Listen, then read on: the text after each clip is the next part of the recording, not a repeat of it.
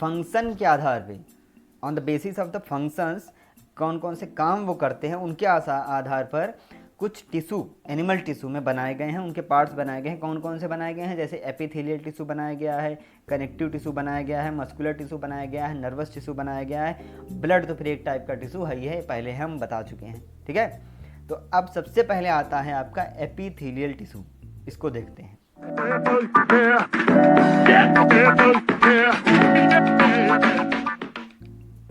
हाँ देखिए, epithelial tissue क्या है? एपिथेलियल टिश्यू जितने भी कवरिंग हैं और जितने भी प्रोटेक्टिव टिश्यू हैं एनिमल्स में, उनको एपिथेलियल टिश्यू कहा जाता है। ठीक, epithelium covers most organs and cavities with in the body, body के अंदर और बॉडी के बाहर भी। ठीक है, एपिथेलियल टिश्यू कवर करता है बॉडी पार्ट्स को और कैविटीज को। कैविटीज मतलब खाली जगह। ठीक है, it also forms a barrier to keep different body system separates. मान लीजिए कि आपकी बॉडी में ये लीवर है, ठीक है, और यहाँ पे ये स्टमक बना हुआ है ऐसे, तो इन दोनों को अलग करने के लिए भी एपिथेलियम टिश्यू यहाँ पे बीच में ऐसे लगा हुआ होगा। कहने का तात्पर्य इनका ये था कि दो बॉडी पार्ट्स को भी अलग करने के लिए एपिथेलियल टिश्यू यूज किया जाता है। ठीक, द स्किन, सबसे पहले इन्होंने बता दिया example, the skin the lining of mouth, याद रखिएगा, skin the lining of mouth, the lining of blood vessels, blood vessels कौन कौन सी? Arteries and veins. ठीक है, धमनी और सिराएं, जिनके बारे में वीडियो आपको मिल जाएगी, चैनल देख लीजिएगा क्या होता है। स्किन, ठीक है, और लाइनिंग ऑफ माउथ, माउथ के अंदर का जो भी होता है, और ये लाइनिंग वाइनिंग जहाँ पे माउथ खत्म होता है ये, और ब्लड वेसल जो हैं, आर्टरीज और वेंस, इनकी जो लाइनिंग है वो, और लंग एल्वेलाई मतलब कि जो फेफड़े हैं उसके अंदर का जो भाग है वो, और kidney tubules, not kidney, kidney के टेब्यूल्स, ठीक है, are made of epithelial tissue. ये सब एपिथेलियल टिश्यू से बने होते हैं।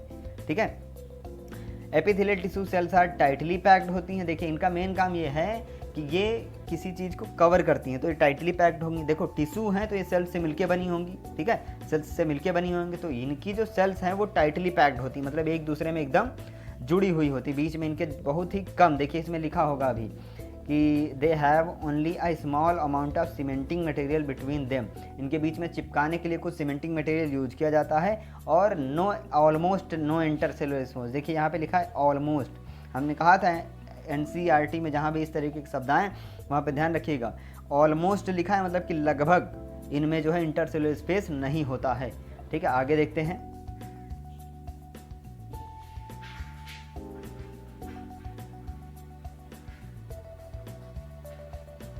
Obviously, anything entering or leaving the body must cross at least one layer of epithelium. अब एपिथेलियम की वन लेयर को क्रॉस करना ही पड़ेगा अगर कोई चीज़ बॉडी के अंदर आ रही है या फिर अंदर से बाहर जा रही है। ठीक है, as a result the permeability of the cells of various epithelia play an important role in regulation of exchanges, regulating the exchange of material between the body and the external environment and also between different parts of the body। मतलब कि सीधा सीधा इनका कहने का तात्पर्य ये है कि अगर बॉडी से किसी चीज़ को बाहर लिया जा रहा है, किसी चीज़ को अंदर लाया जा रहा है, ठीक है, और तो ये जो लेयर है, ये एपिथेलियम की लेयर है, ये परमिएबिलिटी का काम करेगी। या फिर कह रहे हैं कि अगर किसी एक पार्ट से दूसरे पार्ट्स में कोई चीज़ का एक्सचेंज हो रहा है तब भी ये लेयर बीच में आएगी। ठीक है, regardless of the type all epithelium is usually separated from the underlying tissue bye an extra cellular fibrous basement membrane. अब इसके कुछ टाइप दिए हुए हैं, ठीक है, उनको देखेंगे तब फिर ये जो लाइन है तब फिर हमारे दिमाग में चढ़ेगी। देखिए क्या बताया गया, different epithelia, figure 6.9, epithelium tissue के भी टाइप दिए गए हैं डिफरेंट, उनको देखेंगे हम लोग। ये बताया इन्होंने डिफरेंट एपिथेलिया आगे हैं, उसके फिगर अभी देखेंगे। सो डिफरिंग स्ट्रक्चर, अलग अलग स्ट्रक्चर होता है, उनके अलग अलग काम के आधार पे होता है।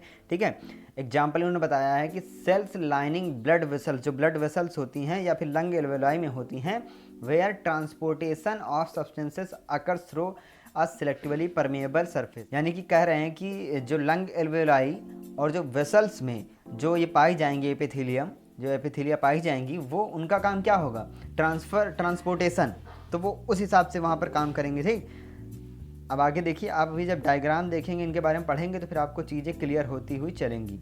ठीक है, देखिए ये बताया गया, this is called the simple squamous epithelium. ये देखिए इसके बारे में, जिसके बारे में बताया था उन्होंने कि लंग एल्वेलाई और उसमें पाया जाएगा, this is called the simple squamous epithelium.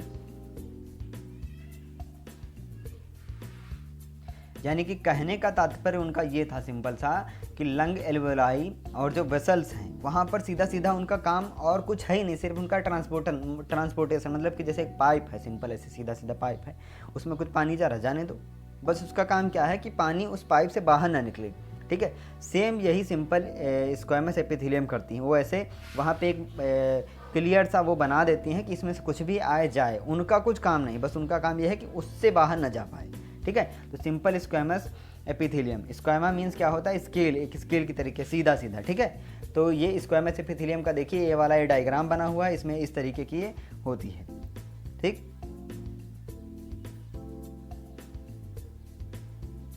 साथ में अगर आप एनसीईआरटी की बुक लेके बैठेंगे तो फिर आपको ज़्यादा आसानी हो जाएगी, क्योंकि जैसे वीडियो में इधर उधर कर देते हैं, आपको लग रहा हो कि कहाँ का पहुँचा दिया, कहाँ पहुँच गया, पहले क्या पढ़ रहे थे क्या आ गया। तो अगर आप बुक लेके चलेंगे तो फिर आपको पता रहेगा कि हाँ अब इसके बाद ये वाली लाइन आने वाली है।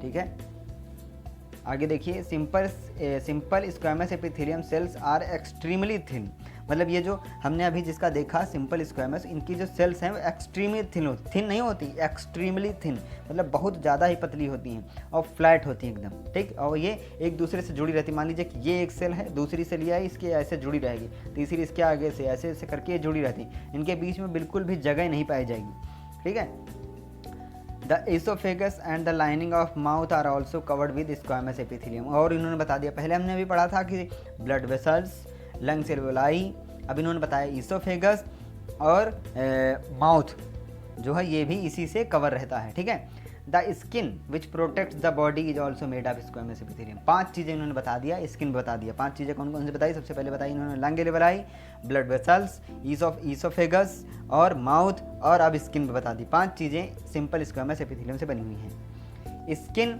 Epithelial cells are arranged in many layers to prevent wear and tear. Skin जो है इस तरीके से बनी होती है। स्किन देखिए, स्किन जो एपिथेलियल सेल्स होती हैं वो थोड़ी और मोटी होती है, वो इस तरीके से बनी होती है कि वियर एंड टियर ना हो। वियर मतलब कि घिसटना, ठीक है, किसी चीज़ में अगर घिसट जाएं तो उनमें कोई चोट ना लगे। टियर मतलब फटे ना। ठीक है, since they are arranged in a pattern of layers, वो एक पैटर्न ऑफ लेयर में अरेंज होती हैं, इसीलिए उनका नाम हो जाता है स्ट्रैटिफाइड स्क्वैमस एपिथेलियम।